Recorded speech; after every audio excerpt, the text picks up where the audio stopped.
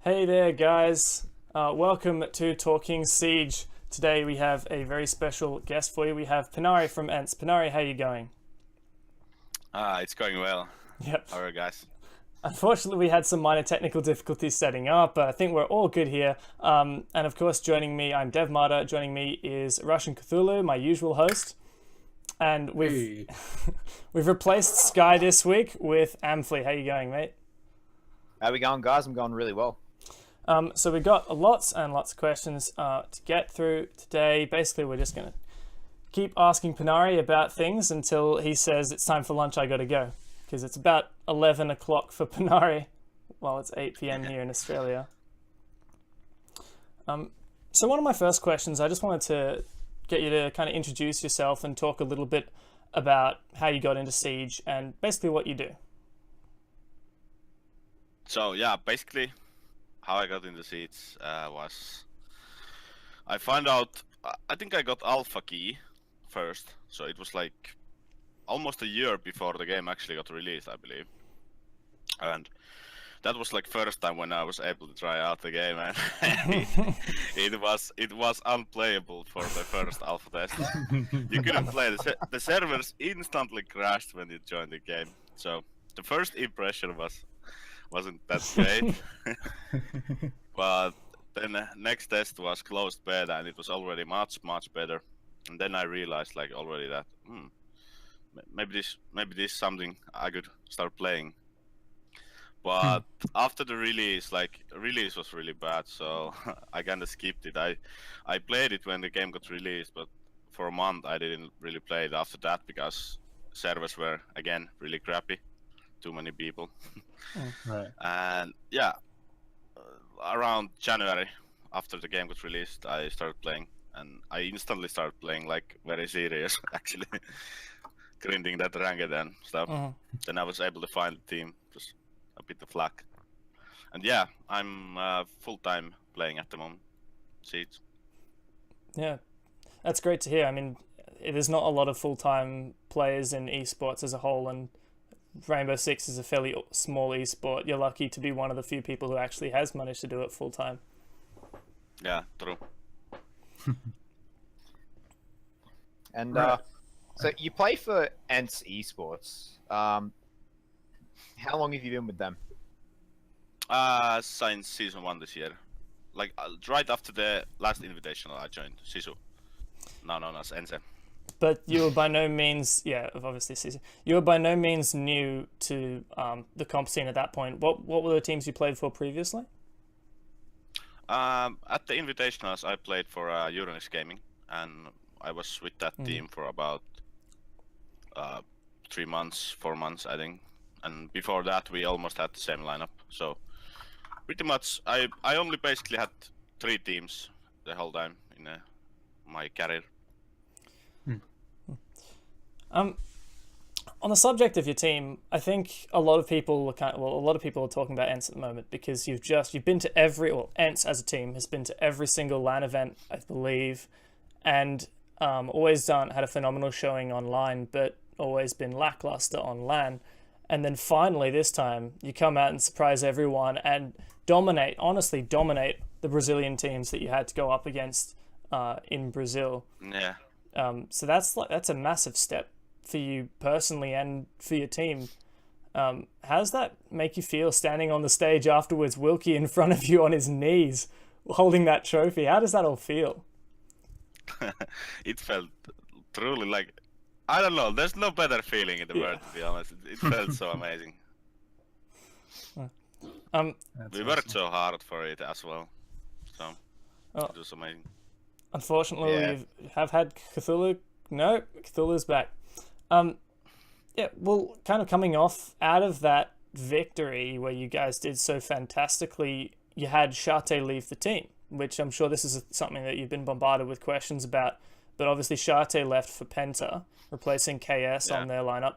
And then for a while, to the public at least, no one really knew what was going to happen with Ence, and a lot of people were questioning, are you going to still be that really strong force that you have been? Shate being such a strong playmaker and strong fragger, but now you've got Uno who's joined your team. Could you tell us a little bit about that?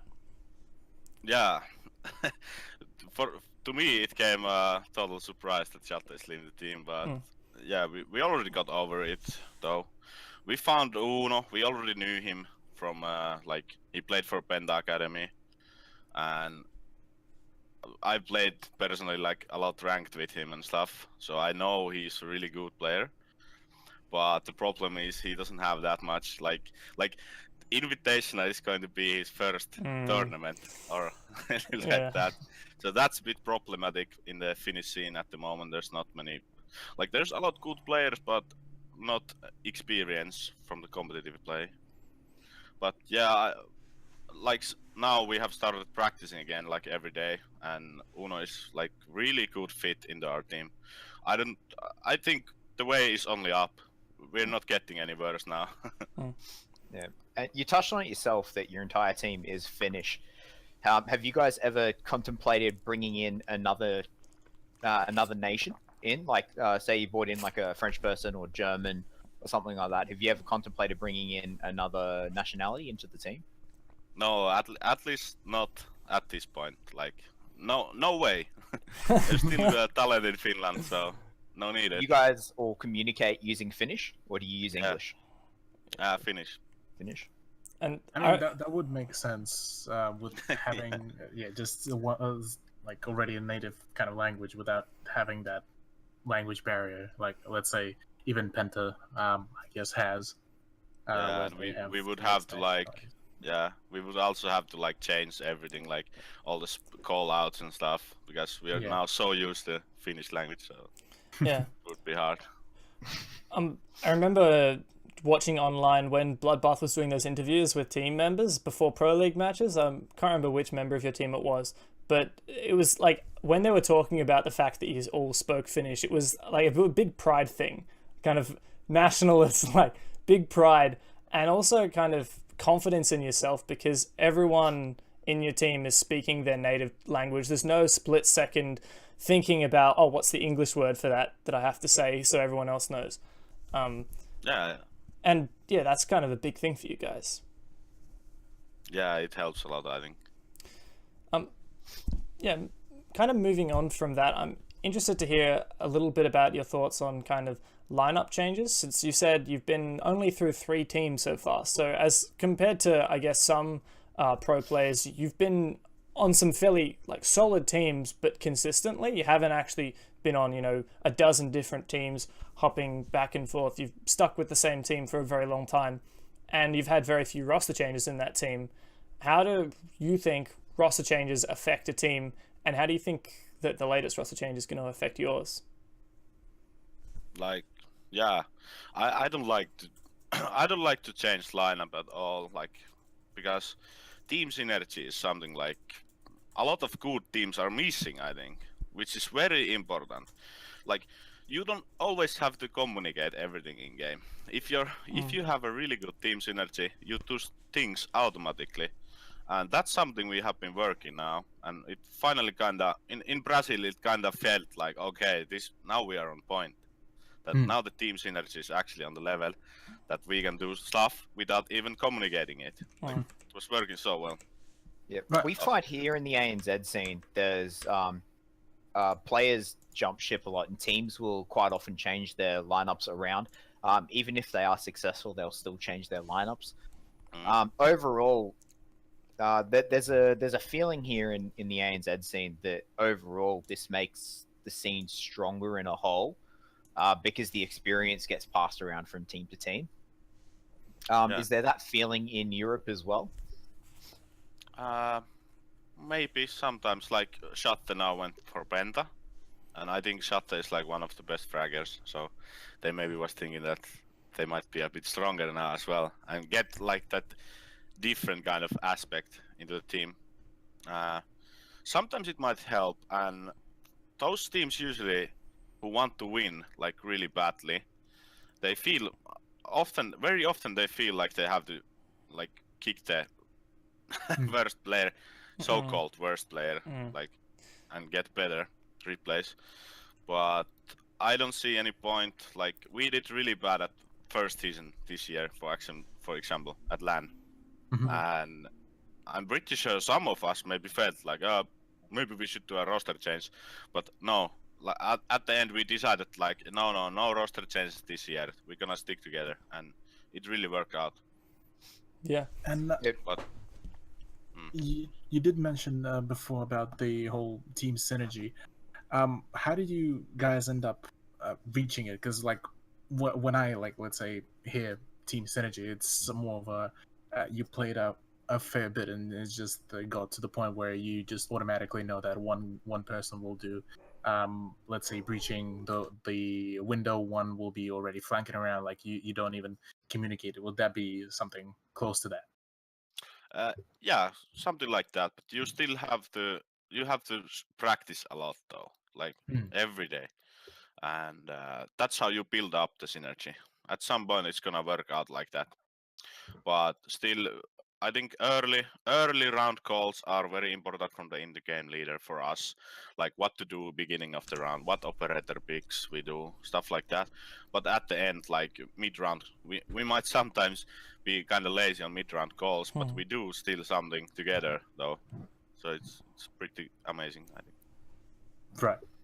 And I'm going to slightly kind of veer off with since Rainbow Six is kind of growing more and more with its community, and more people are wanting to get into competitive scene. What will be kind of your recommendation to start out with? Like, how do you get involved with that? How do you get into the competitive kind of playing? First of all, you have to find like 5 people with the same kind of set of mind that you all are willing to put time into the team practice. And in Europe, I think the best way to start like playing is ESL tournaments actually, like Go for Cups and such, because every Go for Cup has over 100 teams. There's different skill levels of teams and stuff. So I think that's like best way to start.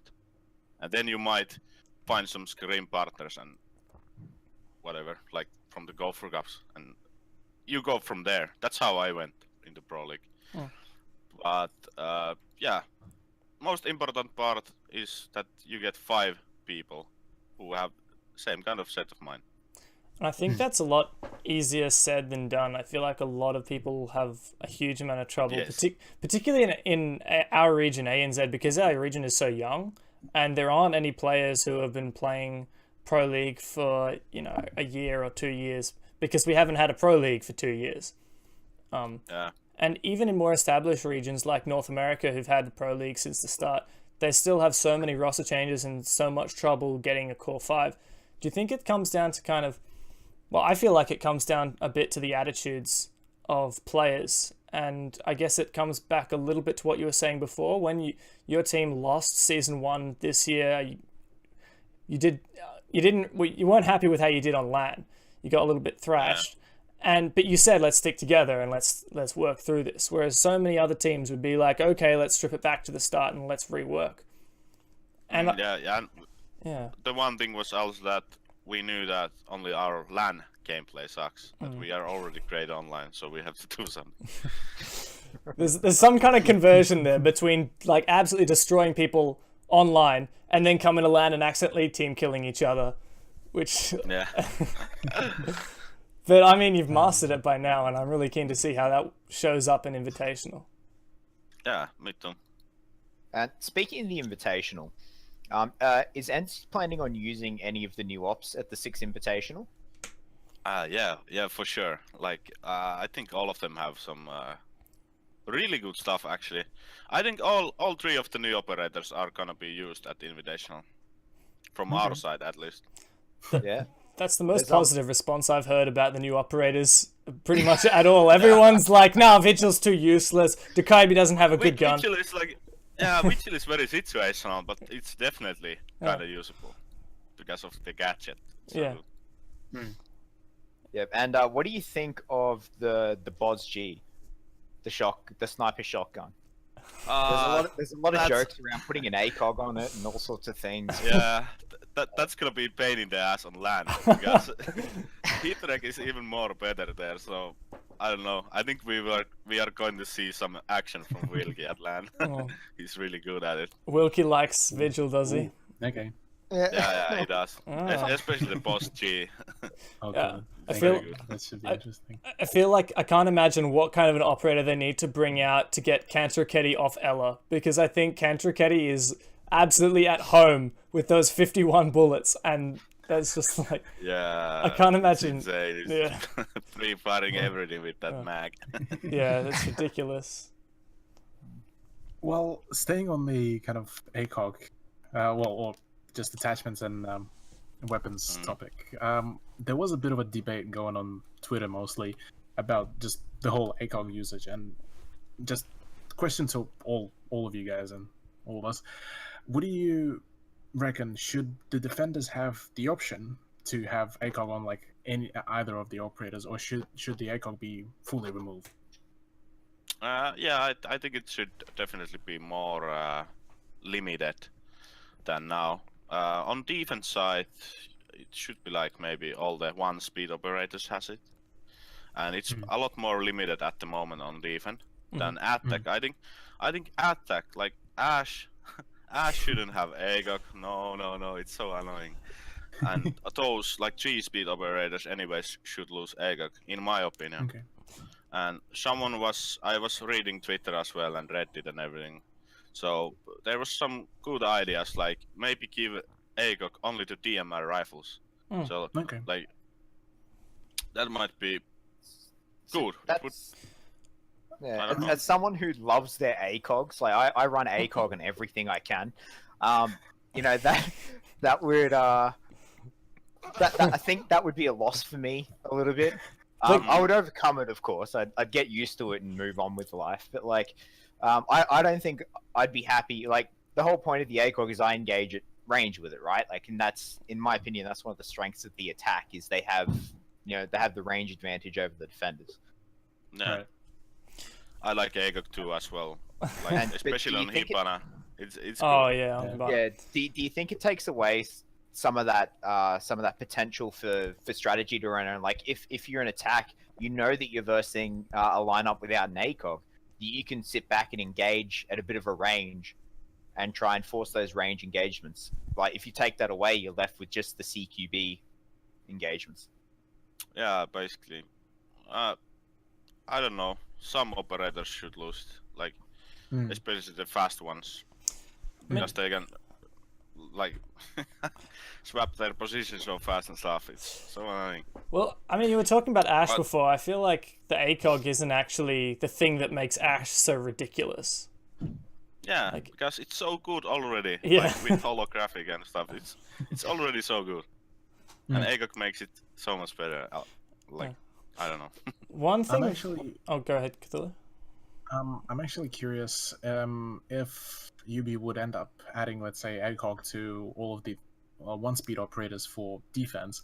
I'd actually be curious for the Spetsnaz SMG, because at the moment, like to me at least, it feels like a pretty much laser rifle, like with minimal recoil, and with the Yeah. ACOG, that would be pretty deadly, I'd say. Yeah, that would be a problem as well. You're right. They would have to like change their weapons recoil or something. Well, maybe that would. Sharp recoil or Maybe people would actually play Tachanka if he had an ACOG. Maybe he needs an ACOG on top of the scope, on top of the turret, so he can sit on that and hold angles. that would be great. I mean, veering slightly away from the ridiculousness of our dear Lord and Savior. I did actually see a couple of suggestions where like UB could add like a completely different thing. Like let's say instead of having an ACOG, you know how you have like the magnifiers in like different shooter games. Like you could attach a magnifier and like flip up, flip down, to add that kind of like extra flexibility. So you don't have that much of a range potential, but you still have something better than just the one times scope. So that was one of the suggestions that I actually really liked, but maybe that's Actually interesting. Yeah, that's interesting. Have could you? be maybe an operator idea. I know a lot of Yeah, pro might be players. I was going to say, I know a lot of pro players have done play testing for Ubisoft. Is that something you've ever been involved in? I mean, you've been playing since Alpha. Yeah, but not anymore. I did some playtesting like last year, or a lot of pros did, but now it's more limited. I think they have to go to the studio at Montreal, so it's not possible for me yet. Yeah, I guess for that case they'd get a lot more North American pros rather than EU pros. Just easier to get there. Yeah. I don't know. We kind of touched on like bringing up how powerful Ash and Elo are and stuff, and how much ACOGs give to a 3-speed. I feel like there's something kind of wrong with 3 speeds other than just the fact that they have ACOGs. And watching a video today, I can't remember who was talking, but they were talking about how on LAN, Ash actually dies. Like the hit reg actually works on that hitbox, and 3 speeds are so much easier to kill. Yes, it's true, and everything is so much easier to kill on LAN, basically. So, and Ash is basically 5 speed anyways online, so it's so hard to hit. So maybe part of the problem with 3 speeds is just because of the latency of the game. It makes it so much stronger when you can move that fast. So they've got it like. I personally am of the opinion that they need to do something about 3 speeds because at the moment they're too powerful. One of the suggestions that we talked about with Emzo when we had him on the podcast was something that had been thrown around, which is where the 3-speed operators are actually the loudest instead of the quietest, which means that you can't kind of sneak. You can move quickly, but you still make a lot of noise doing it. What do you reckon about that idea, or just other ways to change 3 speeds? That's actually... Yeah, I heard that as well. That's a good idea. Or just limit every operator to 2-speed. Like, make everyone go same fast. But I don't know. That might be good as well, I think. I'm personally not a fan of that. I like diversity and choice within a game. I think one of the unique things about Siege is essentially is the operators are so different, right? They've all got their uses and their situations that are fantastic. I don't like the idea of homogenizing the game in that way. It's true. I don't want this game to be another CS either. But still, something has to be done on balancing the game more, I think.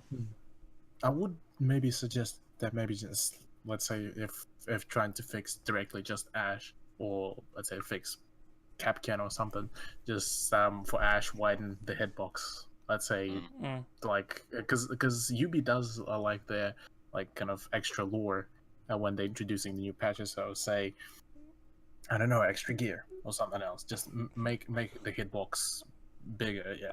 I thought you were gonna say she puts on weight. Just you never know. Otherwise, yes. Yeah. There's always a way for them, because for UB, as far as I remember, they always tend to go for those like extra small bits and pieces of like storytelling. Also, on the topic of storytelling and just changes in general, Ubisoft did mention that within this year they will be doing some reworking on the maps, like House. And I was wondering, for you, Pannari, what would you like? How would you like to see House to be reshaped for it to be more kind of competitive suitable? Yeah, that's a hard question. I remember House was really good before the DLC operators, for example. Because when they released like Hibana, Mira, all those, it became so weird map to play. But first season of Pro League we actually played it when there was only Frost and Buck. It was still a pretty good map.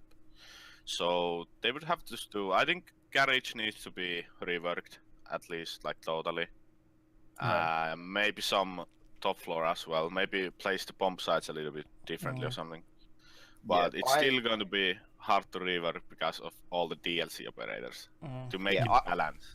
I honestly can't see them doing anything with House unless they just simply make the map bigger, right? Like House is extremely compact, so unless they do something, unless they just enlarge the house and make it a mansion, I don't foresee them being able to do anything with House, anything meaningful anyway. If you remember the original E3 trailer for Siege, the one that was super scripted and everything, yeah, it was on House, right? It was a hostage extraction on House, but there was actually an extra floor. If you watch the video, they end up going down an extra flight of stairs. It was kind of like there was another floor between the garage and the main floor. And so obviously at some point in the development cycle, they did have the idea of making House bigger, and then they decided to condense it for whatever reason.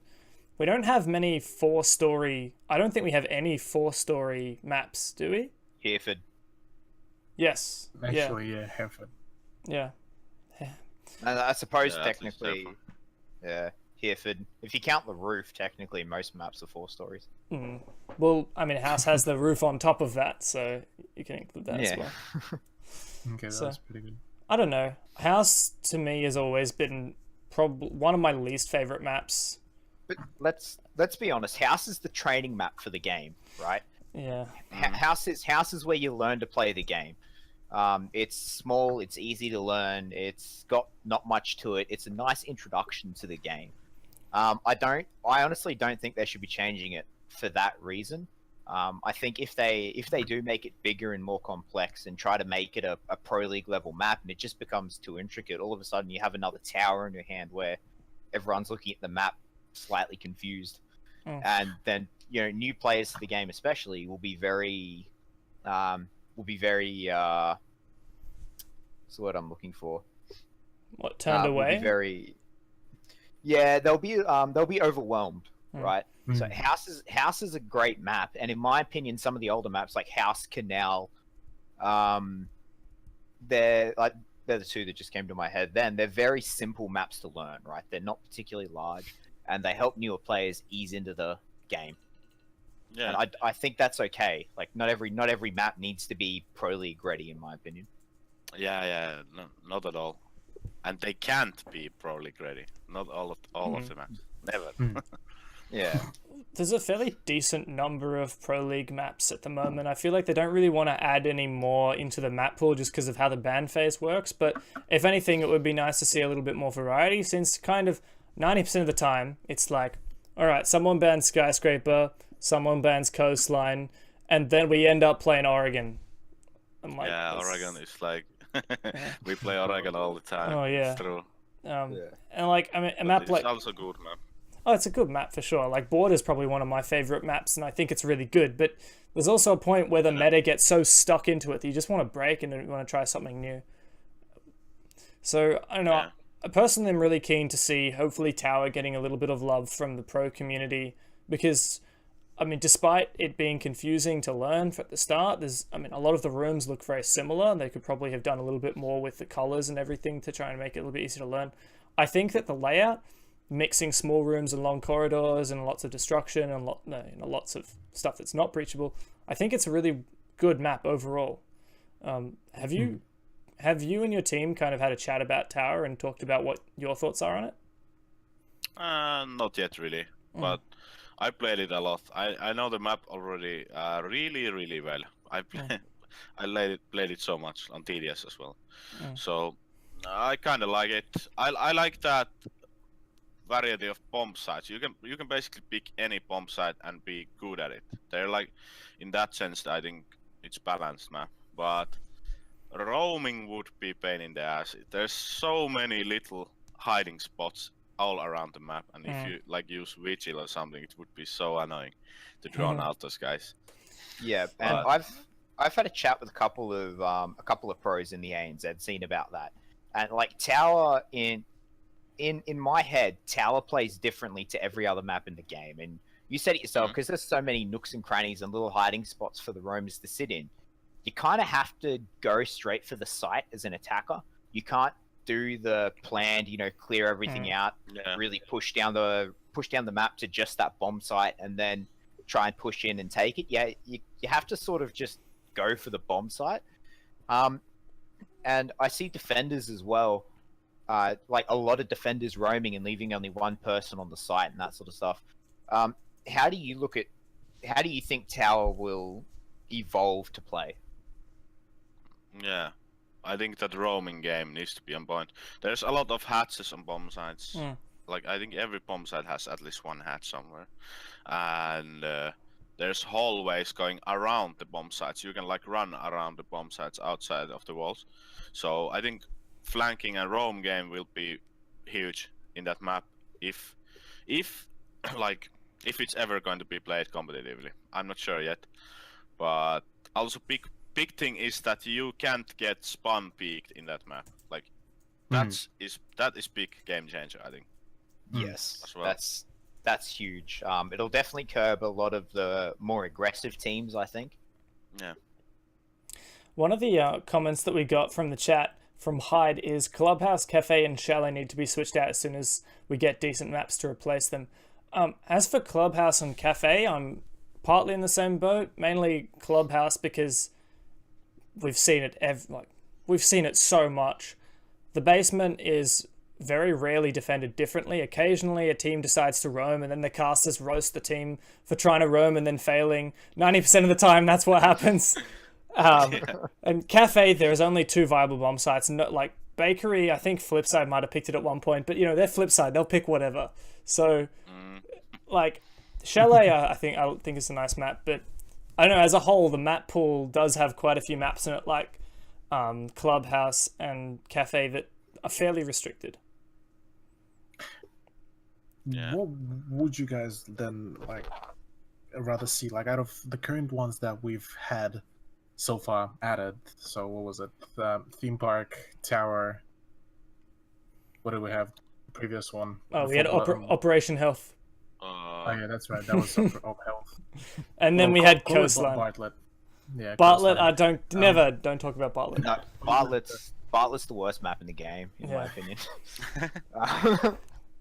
But no, I don't think. I don't like theme park that much. To be honest, I can't even tell you why. Every time I play it, I just groan and sigh, and I dislike the map. And to be honest, I can't even put it into words. I've sat down and thought about it, and I can't put into words why I dislike it so much. But Tower, I really like Tower. I think it's really well designed. I think it's different, which is part of the reason why I like it so much. It's so different to every other map we have. I would be a big fan if they subbed Clubhouse out for Tower in the 9-map rotation, or even Cafe. Either one of those for Tower would be a bigger improvement, in my opinion. I heard something that Clubhouse might be removed, but it's gonna be probably for next Pro League. So we still have to prepare that map for invitation, and that map is truly pain in the ass because, like you said, that there's not you can't do much in that map. Basically, you have to try to turtle in the basement, try to defend those armory and church, and you can't roam that much because there's no way out when you roam. Like, yeah, maybe you could open hatch and stuff, but then It's too detrimental. and it makes it easier for them. So yeah, there's not much variety in that map. Yeah, I think it will be reworked or removed from the map pool totally. I think with Clubhouse, even when it comes down to still turtling on the site, but wanting to do something a little bit different, like one of the things I like doing is putting a piece of barbed wire or an Ella mine on the main stairs and then going for an aggressive peek. Little plays like that, but the problem is, and like obviously C4 through the floor, the kind of aggressive things you can do as a defender to slow down the attackers and maybe get picks. The problem is you do them once or twice and then people are looking at them. And as soon as people learn that you're doing them, it won't work anymore. And Clubhouse has been in the pool for so long that people know all of the little tricks like that. And it makes being a defender really kind of boring, I guess. There's not a lot of strats you can do. Yeah, putting a mirror wall here, opening up this wall, but on the whole, it gets pretty dry. Yeah, it is.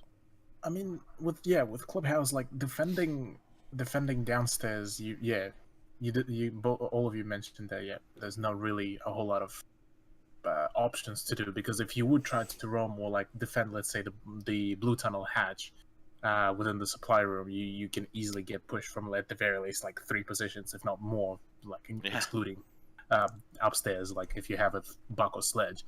and like same goes with pretty much even the bar hatch or kitchen. Like okay, kitchen you can kind of secure, but not really.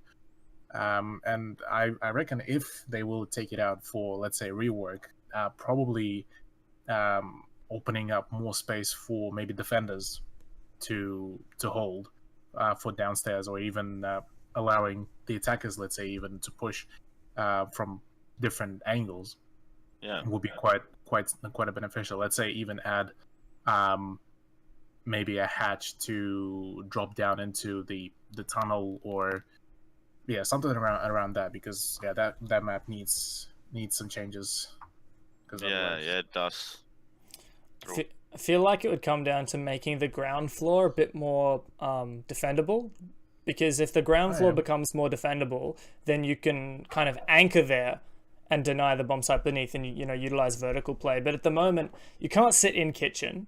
It's impossible. You'll get crossfired. You can't sit in the kitchen hallway because there's a door there that they'll shoot you from, and you pretty much can't sit anywhere in bar. And when people I think Penta tried it last season, and I think it worked a little bit, but it comes down to, once you're doing that, the only reason you're doing it is because you're getting lucky and you're getting picks, just because people aren't prepared for it. It's not an actual, I guess, overall valid way to use the map that will become a meta. Yeah. I'm kind of moving on now. I'm interested to hear a little bit about your thoughts of esports as a growing industry. So esports has been getting bigger and bigger, and bigger and bigger companies are putting in their input. So for example, in Australia, the biggest sporting corporation is the AFL, the Australian Football League. They've recently announced that they're going to be picking up some teams. I believe that in America there was some announcement to do with having city-based teams as well for some kind of esport league, and kind of it's becoming more of an established industry, esports, and Rainbow Six is kind of creeping up in the kind of the shadow of CSGO and these bigger esports. Where do you kind of see everything going, and where do you think your place is within that? Yeah, I think that's like becoming a normal thing, that here in Finland as well, esports is growing now like really fast. It has been so small since now, but now it's like growing really fast, and all those like ice hockey sports teams are picking up like esports teams, which is amazing. I think they can get now, like in Finland as well, good support from those like real sports teams.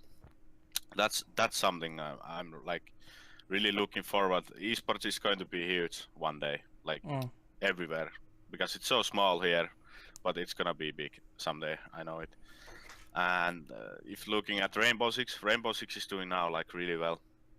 I think we are going to see some huge sponsors in the game, and new big orgs, maybe even some sports team picking up teams, whatever. Like, it's growing all the time, really fast at the moment, I think. Yeah. What would be your opinion on a league getting sponsored? Like, I remember back in the day, League of Legends tried to do a sponsorship with Coke, I believe. What would your opinion be on Siege doing something similar to that? Yeah, I don't know. Might work. Something big. I don't know.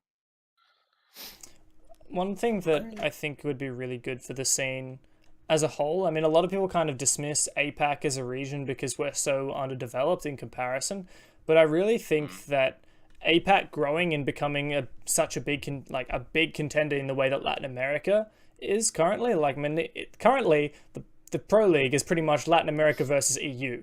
NA isn't really a contender for that at this stage. You guys have been putting them away pretty well. And I feel like incorporating another region like APAC, for example, and it growing to be as much of a challenge as any other region in the same way that Latin America has, I feel like that's overall really healthy for the game. Yeah, I think so too. Like, when they added Brazilians into the Pro League, and this year, it was first season this year, I think, when they brought Brazilians in the game. Yeah.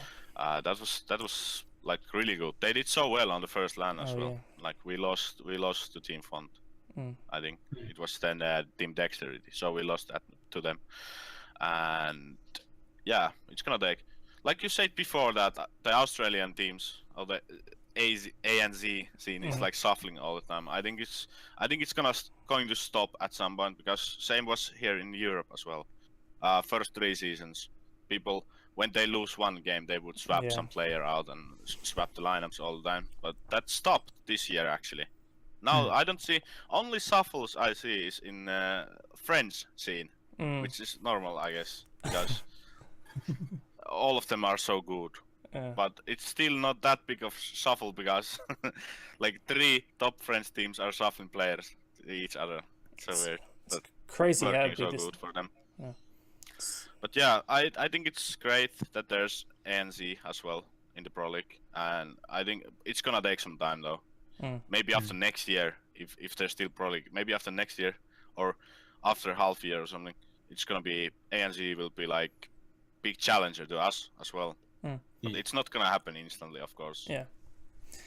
We're currently really hoping. Unfortunately, Flea has dropped out. He's back. Some minor technical difficulties. Unfortunately, like the ANZ scene and APAC as a whole, it doesn't have as much support as other regions. Like, for example, EU, you've got DreamHack and all these other tournaments and competitions that you guys can do in the off season, and like I really feel like ANZ and APAC need something like that in order to get bigger. And I'm really hoping that we can get some more bigger tournaments in the same way that you have DreamHack. I think that would be very useful to the scene. I hope Ubisoft has some plans for that. I truly hope, because this game is not gonna grow more unless there's more tournaments in every region, because NA is also lacking of tournaments.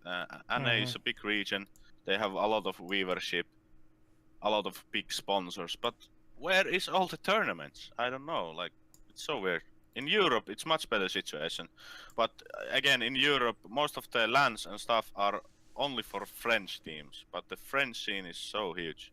So every region needs more tournaments, I think, and they have to do. Ubisoft needs to have some kind of plan for that, I think, because it seems at this point that no one else is making these kind of tournaments. So I think Ubisoft needs to do it.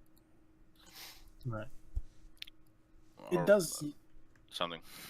Yeah, it does. Yeah, it feels to me that like at least for APAC to work out, it needs way more kind of smaller lands, let's say, organized within well, for APAC within sub-regions, to just keep it kind of fresh. And it did seem to me that for APAC to kind of become its own thing, instead of a meme, what it is at the moment, I feel we need like kind of our own meta, our own approach. Like, let's say Latin America is always like going really aggressive with their pushes.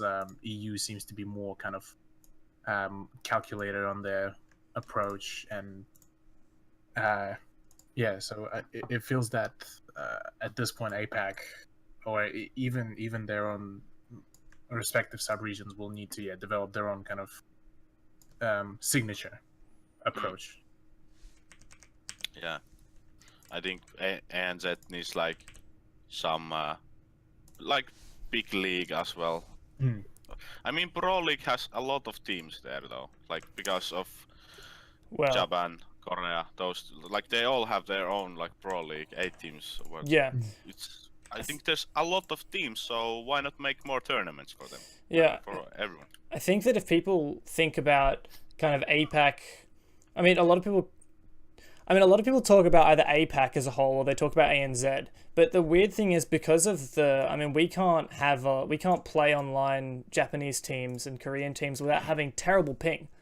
And I mean, if you think 80 ping or 100 ping is bad, we get like you might get 200 plus. It just the game becomes unplayable. And I mean, Ubisoft have acknowledged that in the icons that come up on the screen, saying that you're getting extreme packet loss.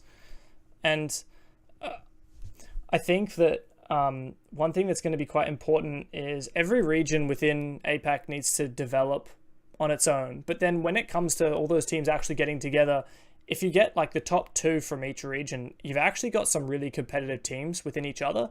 But the problem is they don't have enough opportunities to play each other. Like, for example, the top 3 ANZ teams, Corvidae, Mindfreak, and Atletico, they play each other a lot, but the problem is when they want to get into, when they want to play at the top level, they have to beat each other, so they don't always want to just scrim each other. And they need to scrim better teams. Same here. Yeah. We don't want to scrim Penta all the time because they're like our biggest enemy in the EU scene. But yeah, definitely.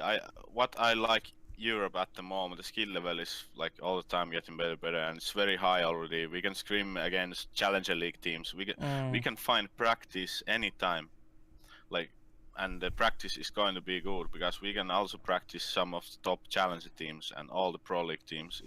The scene is like getting bigger and bigger all the time. So yeah, I kind of see the problem there in ANZ. It's still kind of small, fairly small scene. One thing that I think that will really help is, because Pro League only got announced for us in about July, we have a lot of teams that had under 18 players, really good under 18 players. Like, for example, your team has a fantastic player who has been under 18 for so long. Cantrachetti was known in the community for a long time before he actually turned 18 and joined your team. And we have the strongest under 18 team at the moment in our region is known as Downfall, and they're really competitive with the top level teams, but they can't join Pro League and they can't make it more. They can't be competitive with that, but they can, if they have enough drive to keep practicing and getting better, then they'll be able to scrim the Pro League teams, and the Pro League teams will get better as well. So I think that having something for the under 18 teams to do as well is really important. Yeah, I think so too. Like, there's so much talent in the young players, and it's a bit sad that the game got rated 18 plus. In Germany, I wish it was like 16 plus or something. Yeah, in Germany especially because ESL is holding the tournaments and stuff, so they can't do anything about it. And yeah, I wish it was like in CS:GO or something. The game would be already much bigger, and there would be a lot younger players, because I know there's a lot of skill within them. So. Australia, the rating isn't 18 plus, so a lot of people get confused. Why can't under 18-year-olds play? And it's because in Germany, it's what the German age rating is that matters, because Germany is where ESL is from. Yeah, that's sad, because ESL would, is there like anyone else in ESL in ANZ? Like any other big companies like ESL? We have a company called Cybergamer, and they've announced this year they're going to give $1,000 prize pools to a ladder, but it's nothing compared to Pro League. I mean, it's something for us to do, but it's nothing compared to Pro League. Exactly. But is that like allowed to everyone as well, like 16 plus? Or? Yeah, exactly. Everyone. That's where pretty much most it'll of be a 15 plus tournament, because that's the age rating in the game in Australia. So moving on from that onto back to the Six Invitational. What teams do you think are going to come out really, really strong at that Invitational from who's qualified already? Who's qualified already? I think we're going to see EG coming back stronger. I think they learned their lesson against us, and yeah, I'm a bit scared already. No, not really, but yeah, I think EG will come back stronger, definitely. They have now like good support from organization and stuff, so they can work harder all the time. Also Brazilian teams, they have been kind of similar all the time, so, but I heard some rumors that maybe someone like FaZe Clan might pick up a Brazilian team, and maybe it brings like more skill within them or something. So I'm a bit worried about them as well, but biggest worry for me is Penta still, that they're gonna come back now. But that said, you've already earned your. I was gonna say you say that Penta's your biggest concern, but you've already earned your spot Invitational. You don't have to play Penta in order to get to Invitationals. And usually at the LAN events, the teams of the same region, like EU team versus EU team, doesn't come up until really later on in the brackets. So if Penta is your biggest worry, it probably isn't your biggest worry until you beat a lot of other teams first. Yeah. Hopefully they are like other side of the bracket. So I think they probably will be. We can go far. We didn't have to verse them at this LAN. I wish to make it at least top 4 and then maybe meet Penta. But before that, I would like to have nice brackets and nice groups. I think I think that Ence as well from Japan. They showed some good stuff at Brazil too, I think, but they still need to work harder.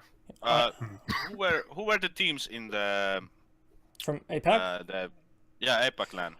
So Who were the teams? APAC LAN that's about to happen for our qualifier to see who gets the second spot invitational. That's Mantis, who is the other one. They versed Penta. The Korean team. Yeah, the Korean team. Team Cryptic, who are from Southeast Asia. There for a long time. They actually used to be known as Envy. They were at the previous invitational, and they played. I met them. Oh, really? Oh, they played Error. Who were known as Error at the time. I believe it's Rogue now. And then Mindfreak from ANZ. And I think, and of course, Nora Rengo from Japan, who were actually, Nora Rengo, after the Pro League season, were actually ahead of Ence. So, seeding-wise, yeah. Seeding-wise, they won the seeding match. So I think that all of the teams going to the APAC LAN, whichever team gets through to the invitationals, I think is going to be a really good team. And I think all of these teams, after the previous experiences, have gone back and they've been working really hard. Yeah, that's great. It's same in Europe as well. Like, whoever makes it through, there's gonna be 2 spots from Europe, I think, and whoever makes it through will be a really tough enemy at the LAN. Who do you think is gonna? Would you reckon it's going to be because of them not being like kind of more famous, call it? So would they be like a wild card compared to the already existing Pro League teams? Maybe. Like, it's so hard to tell who is going to be at Invitational at this point. The brackets are looking really interesting in Europe. For example, overtime versus, I don't know, which, the snooker knows. Versus overtime. Yeah. It's going to be amazing. And first round, I think both teams are like really good, and I would be happy if any of those two make it for invitation, but now it's gonna be that other team will be knocked out on the first round. So then second team, it could be a French team, or even both teams could be French teams. It's so hard to tell. And what about from the American side? Have you been looking at their qualifiers and following their qualifiers? Yeah, a little bit. Yeah. So who do you think is going to make it out of their qualifiers? I think Rogue. Like my personal favorite. It's gonna be Rogue or Flipside, I think. Flipside have been really strong on the ladder. Yeah, in the ladder at least, but the ladder was weird though, so hard to tell. Also, there's more teams as well, like Most Wanted.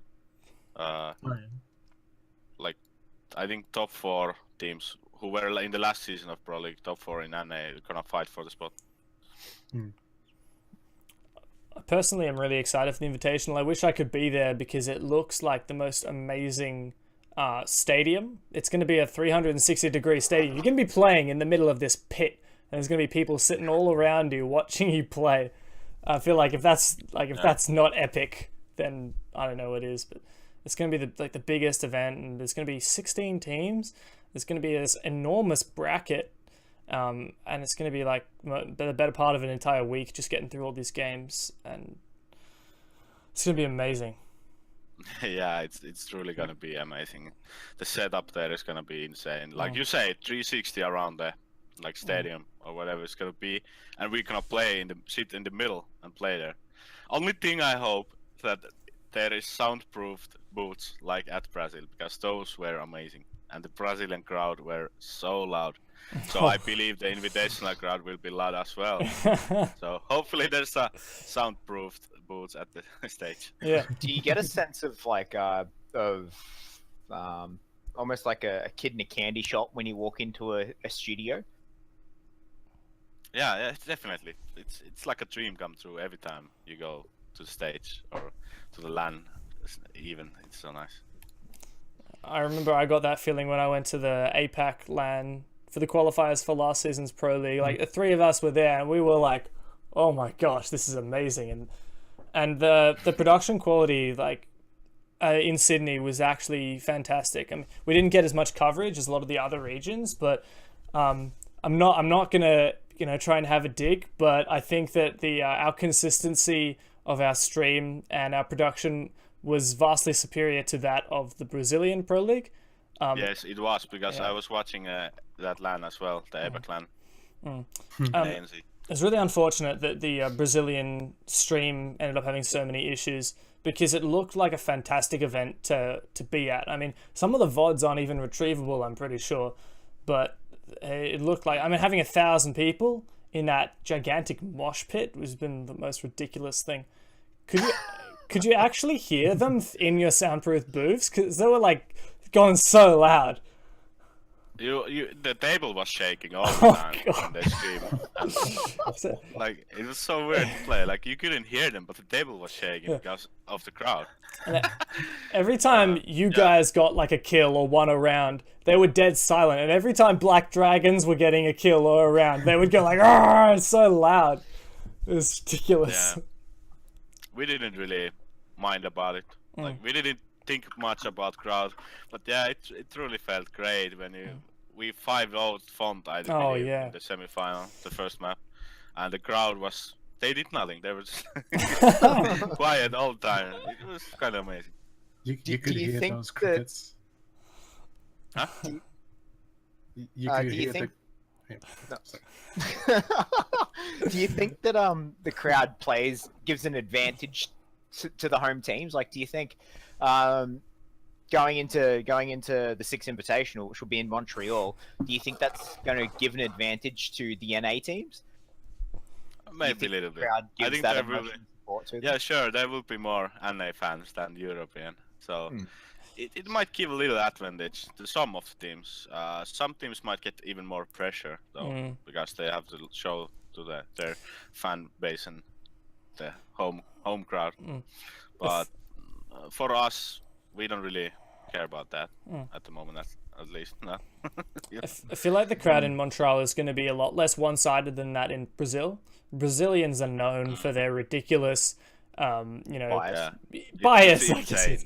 Yeah, but I mean, teams like Ence and like Penta from EU are going to get a massive cheering on from. I mean, you guys have done so fantastically for so long. You've got a name for yourself in NA around the world, and there's going to be so many NA fans cheering you guys on. I think that's not going to be too biased. Yeah, yes, for sure. Like, the NA scene is different, and the fans are different there. But yeah, definitely, I think a lot of people will cheer for us there, and I hope so too. Well, those of us who can't make it will definitely be cheering from our laptop screens like this. What, do you play on a laptop, Dev? No, I use a laptop to watch stuff. Thanks, Flea. Well, no, but I wish my laptop has a better monitor, like better screen than my actual computer, like my actual desktop. I play on 60 FPS, 1080p. My laptop has 1440p. So, sometimes I wish I played on my laptop. Anyway, moving on. Before the chat keeps roasting me, we got to change the subjects. It's already the roast has started, my man. We're talking a bit about LANs. The next LAN coming up for Rainbow Six is our own APAC LAN, the one with Mantis and Nora Rango, Mindfreak, and Cryptic, and Flea is going to be there. You're going to be casting that one. Yeah, I'll be casting that with Monkey. It's next weekend, actually. Yeah. Yes. Next weekend. Yes. So the 12th and 13th. Oh yeah, nice. Yeah. I'm so excited for that one. Like, going to the Sydney for the studios was it was the most unbelievable experience I've had to do with like any of this stuff, and it trumps everything else. And just like going to the LANs, whether you like even not actually sitting there and casting on the screen, but viewing behind the scenes, meeting everyone, seeing how it all works. And one of the things that really was the highlight for me is just meeting everyone individually, going up face to face to the teams and saying well done, you played really well, and just like meeting everyone. And mean, for you, Pannari, that's something you've done over and over again at every single LAN. Yeah. So it basically, it's still amazing. It hasn't, for me personally, it hasn't gone anywhere. That thing that you go there and you still, oh, this is how you do this stuff. Oh, I didn't know anything about this. Every time that's amazing how the production works and stuff there. It's nice, and I hope that like next year, I hope they have Pro League finals in Sydney as well. That would be amazing, and it would be nice for the fans there as well to see teams from different regions play live on stage there. Would be amazing. Yeah, I mean, we'd love to host something in Sydney. I don't think we'd get as much of a fan turnout as it would in any of the other regions. Just unfortunate that the Rainbow Six. I don't know about that. Oh, really? Like if you put a big tournament on, like if they were to hold like a world, like a season final in Australia, and you know the European, the Brazilian, the North American teams all came to Sydney, I reckon a lot of people would go to that. Like if I wasn't casting it, I would definitely go as a crowd member, right? And I'd know a lot of people as an event that big being in Australia. I think it would attract a crowd, like because it's just so big. It's one of those things that everyone would go as a one-off thing, right? Like because those sorts of things. It would definitely sell enough. Like it would definitely sell enough. But the problem would be the time zone difference. That when people can actually watch the games and stuff, that would be the biggest problem, I think. Yeah. And that's something that we've also run into as a bit of an issue with the podcast that we're running. Because, like, we had just a couple weeks ago, we aired Canadian on this podcast, but we aired it at the time that we're currently doing. So 8 p.m. AUDT, which is Australian Eastern Daylight Time. And it's about... Oh, we had a drop. Oh, well. It's about, like, 4 a.m. for the US. And that's why we can't get US... people on live on the show, but we managed to get you because it'd be about midday now. But yeah, it's midday now. Yeah, but if we were hosting like during the day and we started at 11 o'clock or something, you'd have to get up pretty early in the morning to watch that one, and and it would go way into for the NA audience, it would go way into the late night.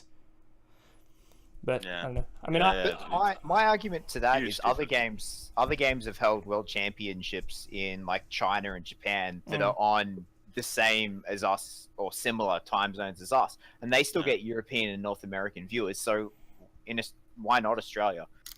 Like, if that's my argument to that.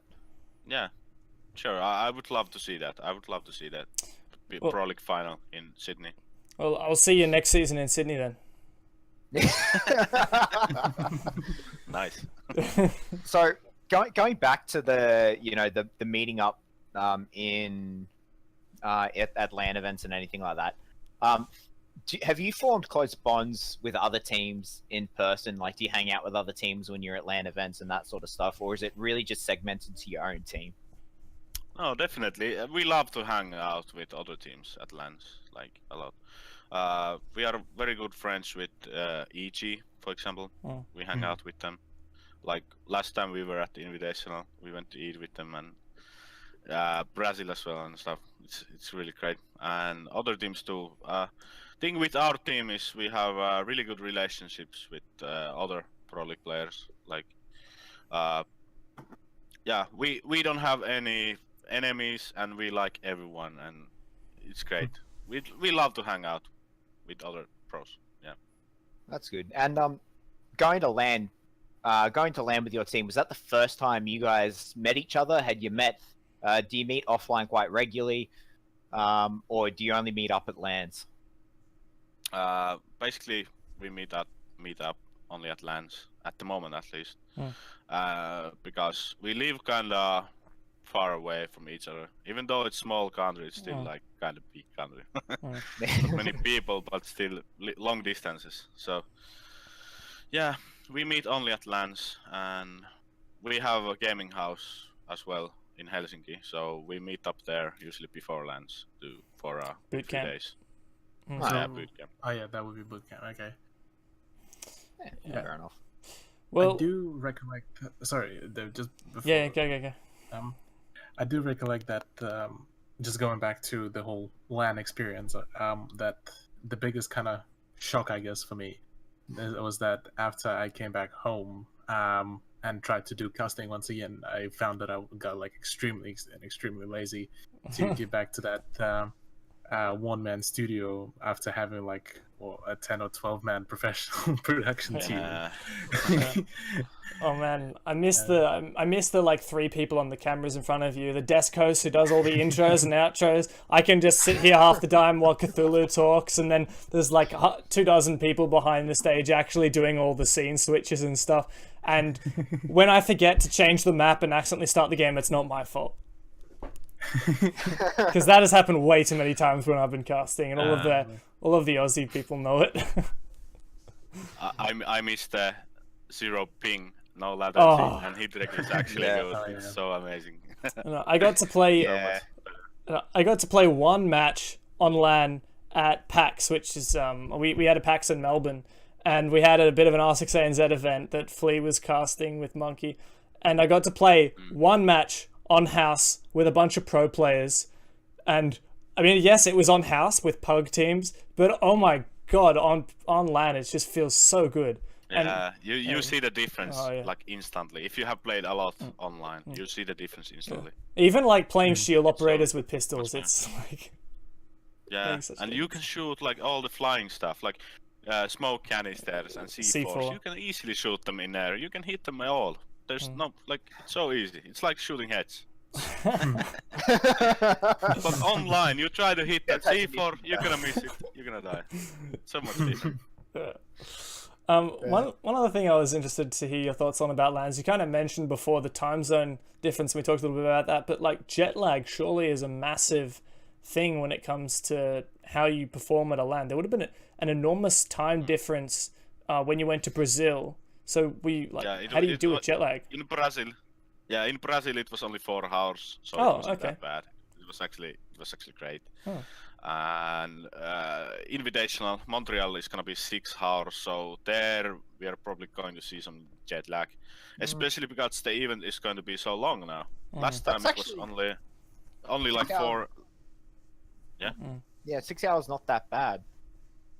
No, I think it's going to be a 23-hour flight for if an ANZ team wins. Yeah, Sydney to Montreal. For them, for them it's gonna be a pain in the ass, and for us as well. 6 hours is still gonna affect us a little bit. But last time when I was at the Invitational, 6 hours didn't feel anything because we were there only 5 days. After that 5 days, the jet lag was crazy. But now it's going to be, because we're gonna be there like 10 days probably. We go there a little bit earlier than tournament starts. I don't know, maybe 8-7 days. I don't know, but it's longer anyways. So maybe if you make it to the finals, you might start feeling some jet lag or something. In those longer tournaments, does that end up getting to you, like the elongated tournaments and things like that? Does that start to play? Does exhaustion start to play a factor? I don't know yet. So far, I haven't got any problems, but maybe it will be different this time. I don't know. One thing that'll be really good for you guys going to the Invitational with 16 teams that are going to be there, you're going to have so many options for who to scrim and practice against to warm up on LAN. I just hope. Yeah. That's true. I think we are going to try out some other regions there more than the EU and NA, because we know those teams so much better.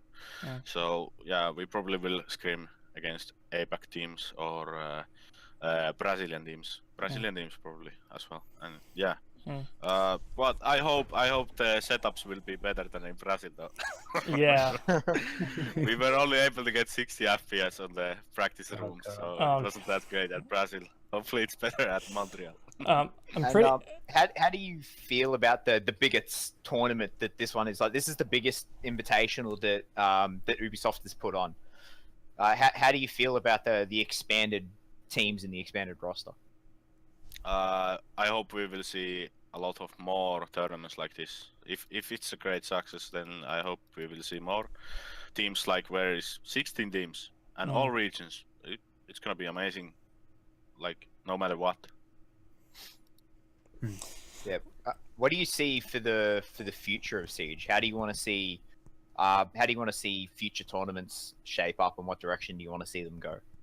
Yeah, I want to see that, like, at the moment, Invitational is going to be the biggest, like, the major of Rainbow Six, and Pro League isn't the biggest anymore because of the prize pool.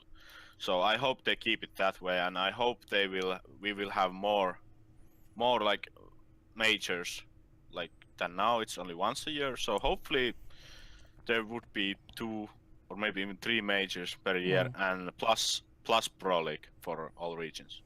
That would be amazing. I'd love to see the funding come from somewhere, but it's a bit of a mystery as to where that might come from. I mean, Ubisoft is the one that does a lot of the, gives a lot of the money to ESL to run it. And I feel like we've demonstrated to Ubisoft that we're definitely worth investing in, and I hope that they keep throwing money at us. Yeah, hopefully. I think it's on the longer run, it's gonna be good for ANC, APAC. It's gonna work out. Where do you see Siege in 5 years as an esport compared to other esports where they are now and where they're going? If this game keeps growing on the rate it's growing right now, like the Brazil finals, viewership was like something like the final had like 120,000 people watching across all the streams there was in Twitch and YouTube, like 120 people. I hope we're gonna break that in Invitational. Like, let's see. I hope it's gonna stay at least 120 or even more. Obviously, even more. I think we're gonna smash it out of the park. I think, yeah, and I think after like 5 years, it's so hard to tell. It's still kind of young game, only 2 years of esports in the game, and it's only now starting to grow. So it's really hard to say where we are going to be in 5 years. Is the game still alive, or what? Is there a Rainbow Six Siege 2, or what is gonna happen? We don't know. So yeah, but I definitely hope the game keeps growing and we keep getting more full-time players in every region and so on. What do you think Ubisoft has to do to ensure the success of Siege in 5 years' time? Yeah, promote more esports, I think. Like, you need to have successful esports in the game to make it stay alive, I think. Okay. Even though the casual community is huge in the game, but still they should promote more competitive game, because this game was made for competitive play. Obviously, it's so great. Yeah. So they should keep promoting that and working on it, balancing the game or working on it. And, Yeah, to me, so much of this game is about the competitive side. When you hear people doing all those analysis videos online, some great channels that I've been enjoying watching recently. But when they're players who haven't really been involved in the competitive scene, it's not nearly as fulfilling and isn't as in depth. Like when players are talking about what operators they think are the best, but they're at kind of a gold level or a silver level, it's nothing like Pro League. It's just like, it's a completely different game. And the competitive scene brings so much to Siege. And I think without the competitive scene, I wouldn't have been sticking around for Siege for nearly as long. And I really hope that, I think Ubisoft just got to keep supporting it and keep encouraging it. Yeah, I think they know it. Like, how well they are doing at the moment. So yeah, they definitely will probably keep promoting the esports of the Rainbow Six. Well, that's where we're going to wrap up. Unfortunately, Russian Cthulhu has already dropped out. We've had a couple of tech issues, but it's been better than Brazil, so we're doing well. Thank you very much for joining us, everybody who's been watching. I'm hopefully going to be able to get a VOD of this, strip it off Twitch, and then planning to upload it to North America, like in another time zone, stream it somewhere else, hopefully get some wider audience levels, because I really think that everyone should see what we're talking about. And I mean, it's pretty unique having Pannari on here and talking about all this stuff and chilling with us. It's been a really big deal. Thank you guys for inviting me. It was pleasant talking with you guys. Thank you very much for joining us. It's been great having you. And with that, we'll be off. Catch you guys next time. I'm Devmarta. I've been amFlea. We'll see you guys later. See you guys. I'm Pannari. See you guys.